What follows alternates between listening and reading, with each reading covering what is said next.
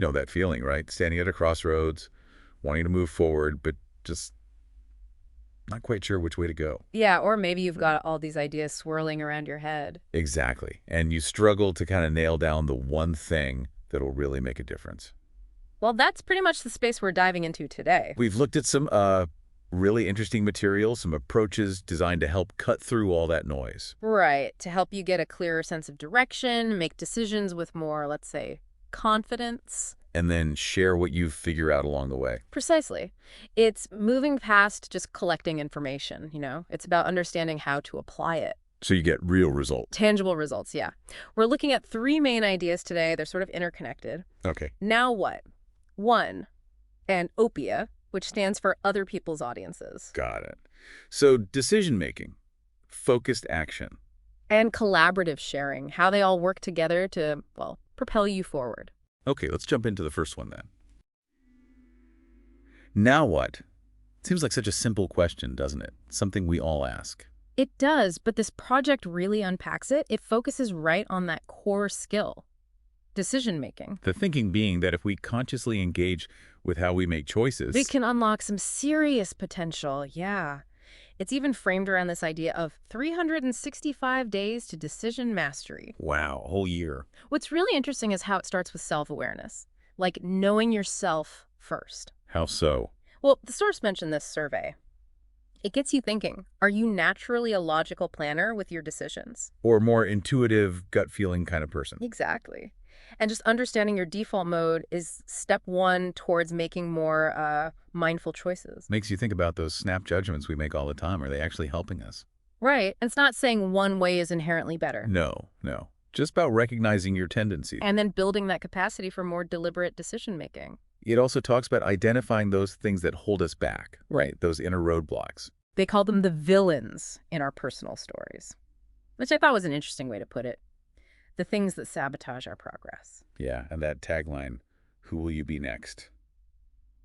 That really stuck with me. Me too. It flips that feeling of uncertainty, that, oh no, now what feeling. Into something proactive. A question about who you could become. It's a powerful reframe. Instead of being stuck or paralyzed by now what? It's an invitation. Actively shape your future self through today's choices. And think about how many tiny decisions we make every single day, almost on autopilot. This encourages you to see the cumulative effect, how they all add up to shape who you're becoming. Definitely. Okay, shall we pivot to the second project? One. Yeah, let's do it. This one sounds simpler, maybe. The one-word experiment. It's elegant, I think is the word, instead of that massive list of New Year's resolutions. Which, let's be honest, often get forgotten by February. Haha, right. You just choose one single word. One word for the whole year. For the year, yeah. Not for life. Just as your guide for those 12 months. Huh. Okay, what's the power in that? There's one word. Well, think about mental clutter. How easily we get pulled in a million directions trying to juggle goals. Mm-hmm.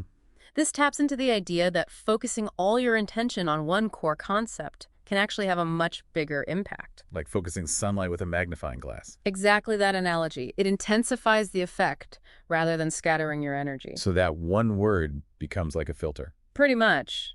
Does this opportunity align with my word? Does this decision feel right based on that intention? Okay, I see. And the source mentioned something about creating a one book. Yeah, a short, personal book exploring your word and your journey with it over the year. That sounds quite involved. It can be, but there's this really interesting angle.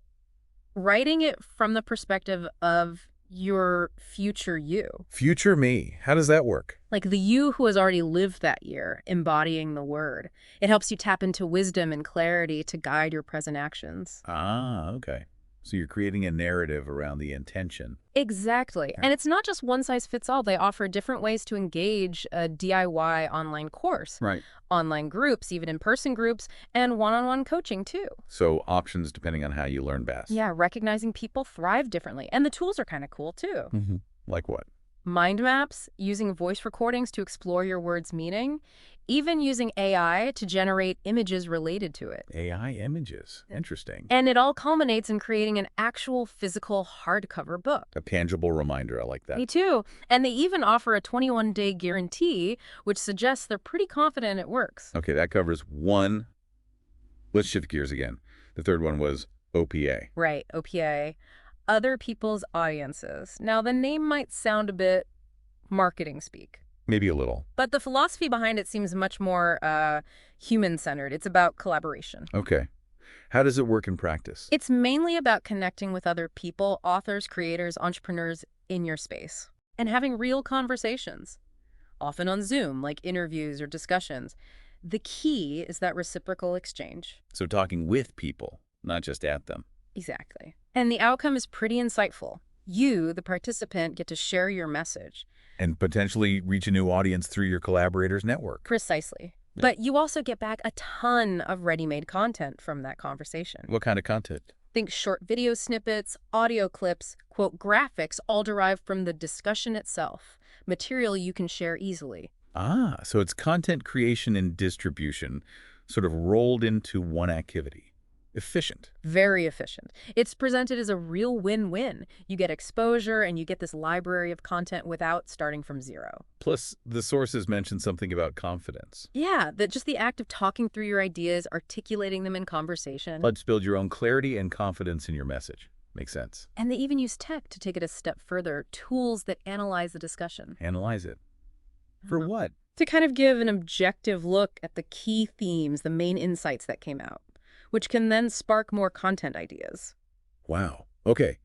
So it really leverages that single conversation multiple ways. It seems so. Now, when you take a step back, look at all three now what? 1, OPA. You start to see a pattern emerging, right? The source material ties them together for 2025 with this thread. Decide, act, share. Decide, act, share.